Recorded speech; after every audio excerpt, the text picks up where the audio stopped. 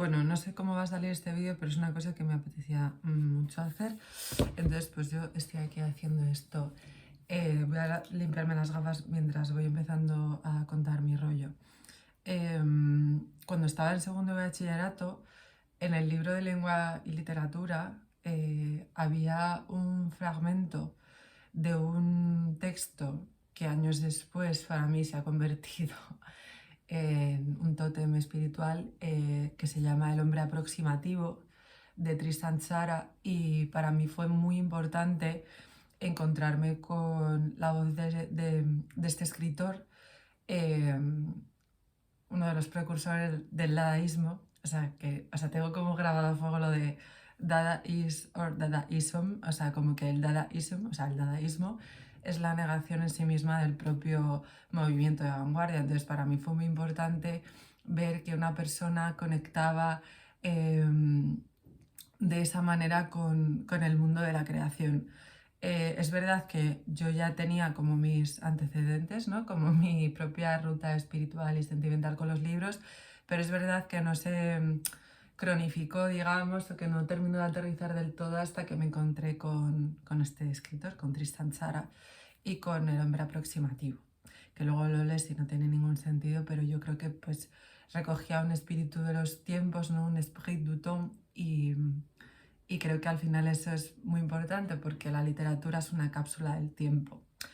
Entonces yo llevo queriendo hacer un vídeo sobre este tema que ahora os contaré, pero bueno, que luego ya sabéis como que no es nunca un tema, sino que empiezo a hablar de un montón de cosas y es como que luego pienso, mierda, no me da tiempo, pero bueno, este es el problema de, uno, no tener un guión, dos, tener hipotiroidismo cronificado, que bueno, yo no tengo ningún tipo de conocimiento sobre medicina, pero que me lleva, aunque esté medicada, pues como tener fatiga crónica y que la memoria pues me patina todo el rato. Pero bueno, lo que yo quería hacer básicamente en este vídeo era hablar sobre las escritoras contemporáneas de la historia de la última literatura o de la literatura reciente en España, sus relaciones con el mercado, el dinero y su propia producción de sus proyectos literarios o artísticos, que son más bien artísticos, tienen que ver con, no con el arte en general, sino con la creación en particular.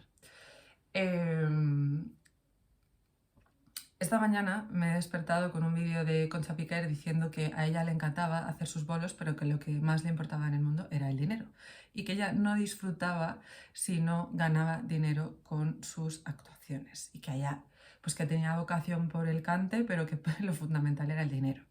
Ahora nos llevamos las manos a la cabeza cuando hablamos de porcentajes de ventas, de dinero y todo en relación a obras de autoras, cuando es una cosa absolutamente normal. Y en realidad, aunque el dinero sea a día de hoy, pues thanks to o gracias a David Graeber, que nos ha iluminado muchísimo con esto, el dinero por supuesto se ha convertido en una ideología, pero el dinero hubo un momento que se convirtió en una palanca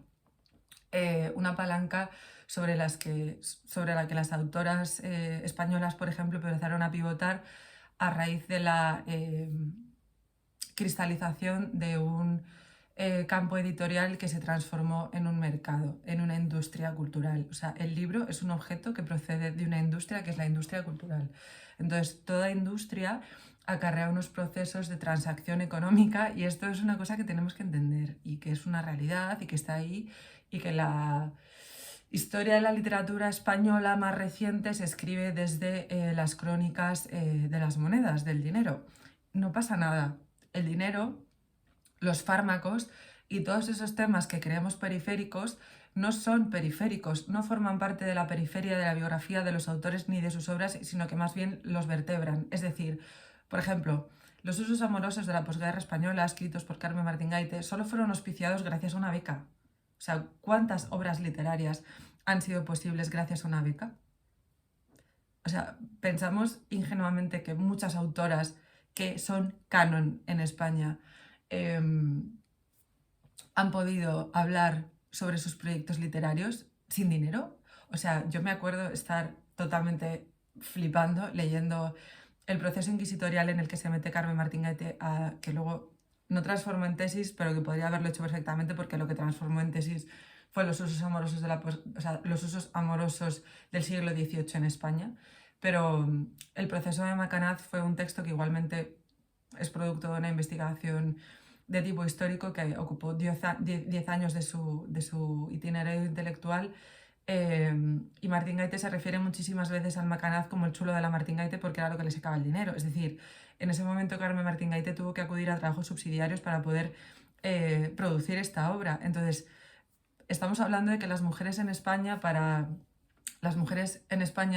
escritoras nacidas como niñas de la guerra, eran plenamente conscientes del dinero que se necesitaba para que sus obras llegasen a puerto. Es decir, el dinero, lo siento mucho, es una variable muy importante para poder explicar la literatura, no solo de entonces, sino de hoy día. De hecho, lo que decía antes de la consolidación de un mercado editorial, la industria cultural, etc., nace muy unida a los premios literarios. Es que es la verdad, no es ningún invento. Y para mí, pues es lo que decía antes, la consolidación de la historia literaria en España solo se puede explicar, la última historia, solo se puede explicar desde el prisma del dinero. Claro que hay muchísimas, nos encanta a todos y a todas, ¿no? Como hablar de escuelas literarias, de amigos, de amistades, tal, pero en realidad sabemos perfectamente que el engranaje de todo eso son operaciones económicas, son transacciones y no pasa nada. Tenemos que desprejuiciar esa idea y saber que la idea del dinero también y de la distribución geográfica pues afecta, por supuesto, a que haya diferentes estratos de mercado. Es decir, por ejemplo, Montserrat Roig es una de las pensadoras más importantes que ha dado este país durante la segunda mitad del siglo XX. A mí me ha costado trabajo, trabajo no, en realidad, porque tecleas su nombre y por supuesto que sale, y ahora mismo, gracias a Betsabe García y a la editorial Debate, se han recuperado unos artículos, perdón, adelantados a su tiempo, no, perdona, Montserrat Roig era su tiempo. De esta grandísima escritora, porque es una grandísima escritora, y a mí me ha costado, en el sentido de que he tenido que ir a librerías de segunda mano, excepto por esto que comento de Debate, a conseguir libros de ella. Para mí, Dime que me quieres, aunque sea mentira, es un ensayo sobre narratología y lectura comparable al cuento de Nunca acabar, que es una obra, ¿vale?, de la que se han provisto un montón de escritores en este país y que nadie la nombra directamente, pero que sepáis que las bases del pacto lector de la democracia las sentó Carmen Martín Gaite en el cuento de Nunca acabar. Entonces, las escritoras siempre fueron conscientes de cómo se construiría su agencia literaria en la segunda mitad del siglo XX. Era una jungla completamente. De hecho, no solo ellas, sino que otras escritoras contemporáneas a ellas, que sin embargo simplemente eran más mayores, como Rosa Chacel. Rosa Chacel en sus diarios está obsesionada con la idea del dinero porque sabe que es lo único que le va a permitir poder publicar y poder tener un respaldo, lo siento, económico, que le permita escribir. La calidad literaria de sus obras o la ambición de su proyecto es una circunstancia muy subsidiaria si atenemos al tema, al leitmotiv que era el dinero. No por nada las novelas de los 90 de Carmen Martín Gaite pivotan alrededor de la idea del dinero. Y no pasa nada, es que las mujeres necesitan dinero, sobre todo en un contexto de creación artística, de verdad, no es como una boutade, es una realidad. Entonces, por ejemplo, decía, voy a hacer un vídeo sobre Montserrat Roig, que es brutal, no sé qué tal. Joder, pues claro que sí, hay que celebrar a Montserrat Roig. Es la primera vez, lo siento mucho, igual no soy la persona más indicada o quizá no haya leído lo suficiente, pero cuando estaba leyendo este maravillosísimo libro que se subtitula Sobre el placer solitario de escribir y el vicio compartido de leer, ella decía, bueno, el mundo de las mujeres por fin es el mundo. ¿Perdona? Que alguien que haga esta afirmación no puedas corrientemente ir a la librería y comprar una de sus novelas es terrorífico. Ahora, ¿Qué pasa? Que esta concepción olvidada de interpretar la historia de la literatura, olvidando el tema del dinero y del mercado editorial, que por favor para mí es el tema, tenemos que entender que sobre todo sus publicaciones, para empezar, escribía en catalán, su lengua literaria era el catalán, y que sus publicaciones se producen prácticamente todas en editoriales barcelonesas. O sea, lo siento mucho, esto es un gueto y esto es distribución geográfica. Y funciona así, el mercat funciona así. Entonces, desde aquí me gustaría hacer un llamamiento, por supuesto, a la reedición de la obra de Montserrat Roig, que por cierto, el año pasado se cumplieron 30 años de su desaparición. Es que además murió con 45 años y las cosas que escribió Montserrat Roig son increíbles. En este libro hay un análisis sobre la importancia de la televisión en todos los hogares y sobre cómo se filtra la televisión desde una idea yanqui de lo importante que es mediatizar la vida cotidiana. En 2 páginas lo despacha la tía. O sea, es increíble. Y bueno, por supuesto, esto os tenéis que hacer con esto, porque esto para mí, y espero que para mucha gente, es un vademecum. O sea, cualquier fórmula literaria en connivencia con la producción de literatura para el mercado y sin que el mercado entienda que es un producto fruto únicamente de la mercadotecnia, sino que también debe aparejar unos intereses literarios y una vocación y una concepción muy clara de que la escritura para las mujeres es un oficio y un oficio del que se deduce que pueden vivir. Esto es el cuento de nunca acabar y esto es una lectura imprescindible. Lo bueno de todo esto, por ejemplo, esta edición que os estoy mostrando aquí, yo habitualmente, pues como la estudio, manejo la de las obras completas, ¿no? Porque es lo suyo, ¿no? Es un poco lo suyo, pero es una edición muy asequible que podéis conseguir en Siruela. Hay una biblioteca Carmen Martín Gaite entera en Siruela. Tenéis también la biblioteca Martín Gaite en Anagrama. Sobre Rosa Chacel, por ejemplo, la editorial Comba, que ha hecho una labor encomiable, voy a decirlo otra vez, encomiable, con la obra de Rosa Chacel, que además tiene, yo siempre lo recomiendo, un epistolario con Ana Moix, en el que le aconseja a Ana Moix que actúe. O sea, no voy a sacar de contexto nada, porque lo que dice Rosa Chacel es lo que dice Rosa Chacel. O sea, no hay una interpretación de la lectura. Le combina a Ana Moix que actúe en cierta medida como un hombre para el mercado. O sea, con un hombre no. Ella no está hablando de un hombre, ni una transfiguración, ni nada sobre orientaciones sexuales, ni identidades de género, ni nada. Ella está hablando de un rosario de privilegios dentro del mercado editorial del que disfrutaban los hombres.